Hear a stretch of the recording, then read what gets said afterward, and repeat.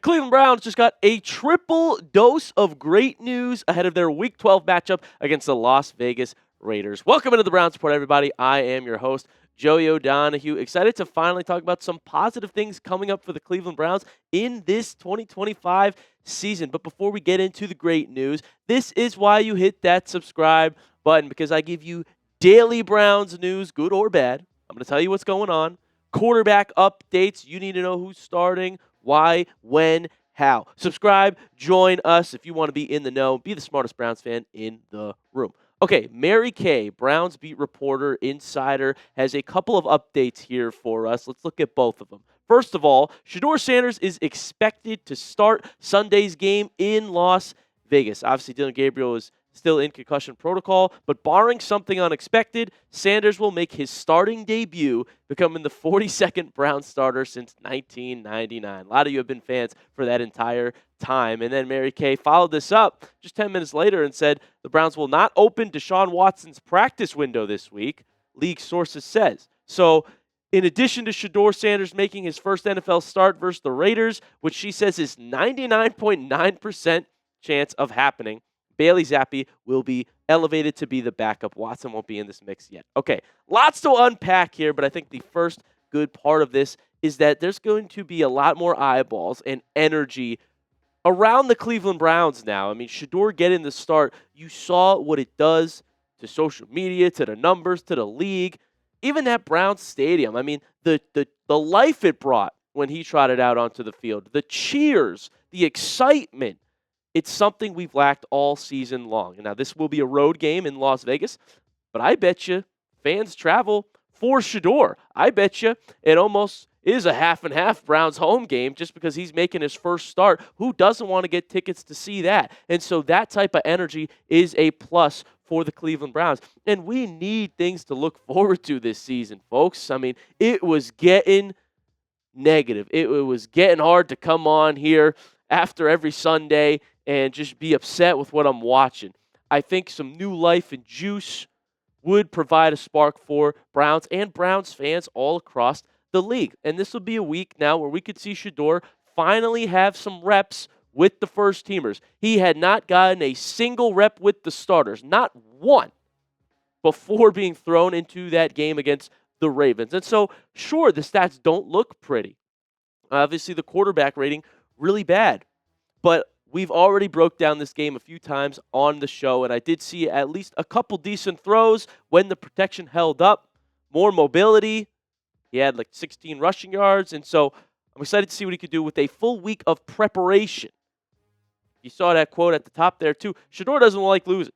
You know, he's holding people accountable. He wants to win, and we need a mentality of winners in Cleveland. It's something we've lacked, I feel like, for decades. So if they can fully prepare a game plan for Shedeur this time, right? He was thrown into Dillon Gabriel's game plan with no reps with the ones. This week should be all about getting him ready if he's your starting quarterback. I mean, now it would absolutely be fair to call it malpractice if he was not prepared and given reps this week. There's no chance at all, right? He's the starting quarterback. But do I trust the Cleveland Browns to make this game plan? Do I trust Kevin Stefanski to dial something up? Haven't seen it in 2 years, quite frankly. But he won't be the one calling plays. It will be Tommy Rees once again, which I think would bode better for Shedeur Sanders, right? Tommy Rees, also a young offensive coordinator who was in the college game pretty recently, did some good work calling plays at Notre Dame. He wants to prove that he could be a play caller. So I think these two will work together hand in hand to get things going. And this might be the perfect timing, quote, pun intended, for Shedeur. A game against the Raiders is perfect to get comfortable. I mean, they are awful this year. I don't know if people realize how bad Las Vegas is. We're going to dive into them a little bit more later on the show. But this is a perfect game for Shedeur to get out there, get more comfortable, and actually get a full week of practice before being a starter. In short, it could still be a little bit sluggish at times, right? That's just the nature of the Browns' offense, their game plan this year, and their offensive line being terrible. But if I had to guess, I think this one's going to look more like the Panthers preseason game, where against the poorer defense, I should say, he can throw a touchdown or two and start to hit on some of those deep shots that we saw him take in the Ravens game, had a completion to Fannin and one that was almost caught in the end zone by Gage Larvidan. So we'll see what happens, folks. I really think this is a good opportunity, but get excited about it. Are you hyped up for Shedeur's potential first start in the National Football League as a member of the Cleveland Browns? Type Y for yes if you're excited about it. Type N for no if you're feeling a little bit more pessimistic. Let me know in that comment section. All right, the second part of the update was that the Browns are not expected to open up Deshaun Watson's practice window, and so a lot of you might be thinking that is great news that Watson's not into this mix. Well, the Browns have a decision to make this year. If Deshaun Watson is medically cleared, okay, the doctors say that he can play, Cleveland will have the option to open up a 21-day practice window. And so if they decide that he's able to go, then they'll have 21 days to make that decision of either activating him to the active roster, or else, if he's not good to go after 21 days of practice, after the window's open, he'll be on season-ending IR. There are some contract implications within this as well. I mean, you wonder if he doesn't play, could Cleveland get some of that money back? But then insurance companies might come over the top and be like, well, if he's perfectly healthy and you just didn't play him, you got to pay him the whole contract. And so I think it really is going to come down to the doctors medically clearing him, and Cleveland might have to open this window. We will keep you posted if Watson comes into this mix. That's why you hit that subscribe button and turn your notifications on to know everything that is going on with the Browns and the Browns quarterbacks, because it's been a saga since the preseason this year. And so we got some more good news, though, to get into. Don't worry about that. Coming up on today's show, it's some other positive thing for the Cleveland Browns headed into Sunday. But before I do that, I want to give a special shout-out to our friends over at Prize Picks. The hard-hitting football action is even better with Prize Picks. The weather might be changing, but the feeling of being right never gets old. So keep the season rolling on Prize Picks by getting $50 instantly in lineups when you play your first $5. Football is in full swing now on Sundays, and I'm big into daily fantasy with Prize Picks. It's really so much fun. It makes all the games more entertaining. I'm obsessed with doing it. I do a lineup every week, and before the Browns play, I'll lock in on all my players in my lineup and their player projections. Prize Picks is simple to play. Just pick more or less on at least 2 player stats. If you get your picks right, you could cash in. Prize Picks also offers injury reboots. If one of your players leaves the game in the first half and doesn't return, Prize Picks won't count it as a loss.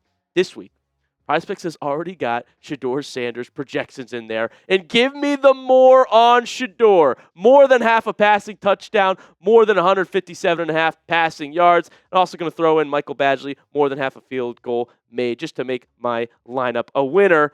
You can do so, too, if you download the app today. Use code CLNS to get $50 in lineups after you play your first $5 lineup. That's code CLNS to get $50 in lineups after you play your first $5 lineup.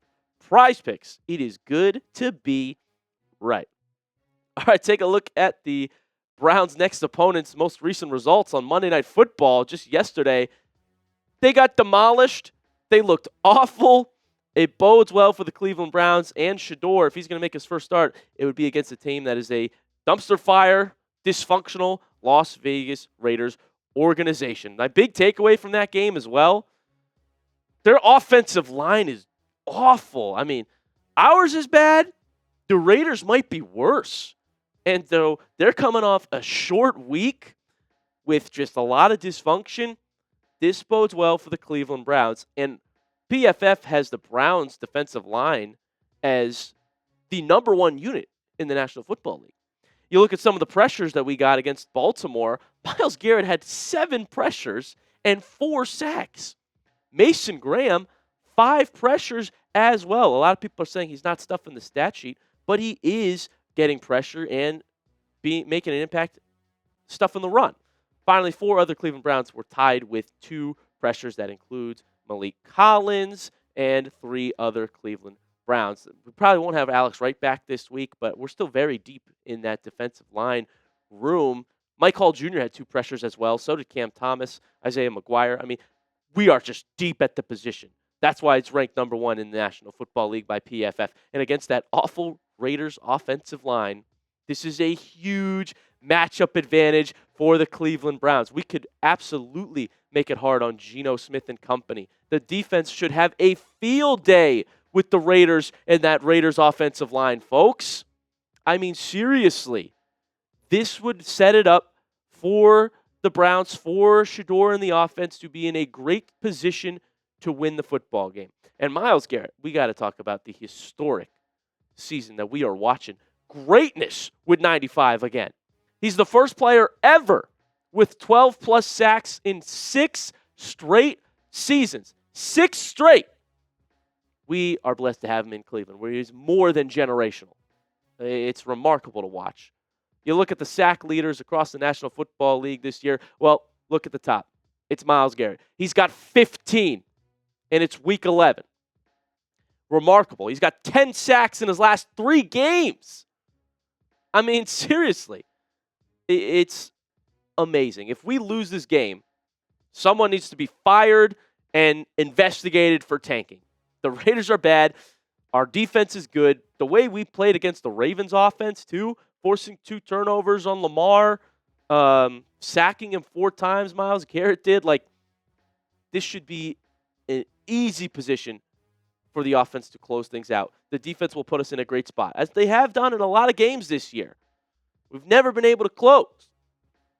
I think Shedeur might have a good chance to get it done here, and the defense will just statistically should be tearing apart that Raiders offensive line and offense as a whole. So get excited about that, Browns fans. What are we feeling? Predict the score of Browns versus Raiders. Drop your score prediction in that comment section. I'm going to give you an early one here. It might change later in the week, but right now what I'm feeling, if Shedeur's expected to start and all those numbers and everybody's healthy, looks good, I'm going to go Cleveland 21-13.